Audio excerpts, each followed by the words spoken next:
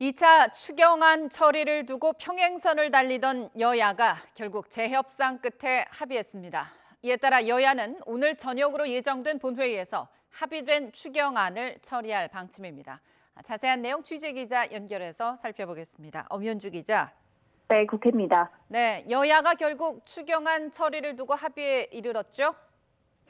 네, 여야 원내대표는 오늘 오전 박병석 국회의장 주재로 회동한 뒤 각각 기자회견을 열고 그간의 협상 경과를 발표했습니다. 국민의힘 권성동 원내대표는 여야가 추경안 처리를 두고 원만히 잘 합의해 소상공인에게 손실보상금을 지급할 수 있어 기쁘고 다행이라고 말했는데요. 권 원내대표 발언 들어보시죠. 민주당이 요구하는 것을 저희들이 대폭 수용을 했습니다. 그래서 합의에 이르렀다는 그런 말씀을 드리고요. 그러면서 윤석열 대통령도 추경안 처리와 관련해 민주당이 요구하는 것에 양보를 많이 하고 처리하는 게 소상공인을 위한 길이라는 말을 했다고 전했습니다. 박홍근 원내대표도 기자간담회를 통해 정부 여당안이 아쉽고 미흡하지만 선처리 후 보완하겠다며 오늘 본회의에서 처리하겠다고 밝혔습니다. 박 원내대표 발언도 들어보시죠. 최대한 빠르게 5월 중 처리한다는 약속을 지키는 차원에서 추경 처리에 대승적으로 결단하는 것입니다. 이렇게 우여곡절 끝에 여야가 추경안에 대해 합의하면서 오늘 저녁 7시 반 본회의에서 처리될 예정입니다. 우선 여야는 쟁점 중 하나였던 손실보전금과 관련해 지급 대상 매출액 기준을 정부안 30억 원 이하에서 50억 원 이하로 조정해 전국 371만여 사업자에게 600만 원에서 최대 1,000만 원까지 지급하기로 합의했습니다. 또 소상공인 자영업자의 법적 손실보상의 경우에도 지급 대상을 매출액 10억 원 이하 소기업에서 매출액 30억 원 이하의 중기업까지 확대하고 보전율도 100%로 확대했습니다. 이와 함께 여야는 특별고용, 프리랜서, 문화예술인에 대한 지원금도 정부안보다 100만 원 늘어난 200만 원을 지급하기로 결정했습니다. 이 밖에 소상공인과 자영업자에 대한 금융지원 규모를 늘리고 어업인 연동보조금과 농민비료 정부 부담금도 확대하기로 했습니다.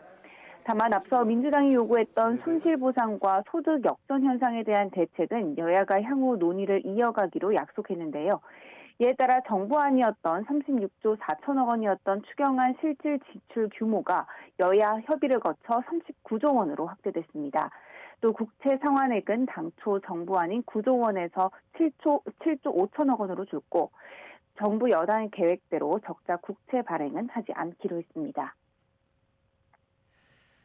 네, 이런 가운데 6일 지방선거 투표 전 마지막 휴일인 오늘 여야 지도부도 유세 총력전에 펼치고 있죠? 네, 6일 지방선거 전 마지막 휴일을 맞아 여야 지도부는 이번 선거 최대 격전지 중 한 곳인 경기도로 향해 총력전을 펼치고 있습니다. 국민의힘 이준석 대표는 오전 10시 경기 안산에서 현장회의를 진행한 뒤 경기 김포와 파주, 의정부 등 경기 북부 지역에서 종일 시민 유세전을 이어갈 예정입니다. 다만 권성동 원내대표는 2차 추경안 처리 등을 둘러싼 원내 현안이 남아있어 별다른 유세 계획을 내놓진 않았습니다. 더불어민주당 윤호중 공동비상대책위원장과 박홍근 원내대표 역시 오전에는 유세 일정 없이 원내 현안을 챙긴 뒤 오후 2시부터 경기 이천과 구리, 김포, 파주 등 경기 전역을 훑을 예정입니다.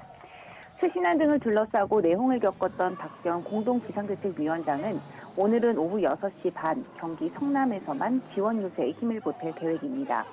이런 가운데 여야는 역대 최고치를 기록한 6일 지방선거 사전투표를 두고 최종 판세에 미칠 영향을 주시하고 있습니다.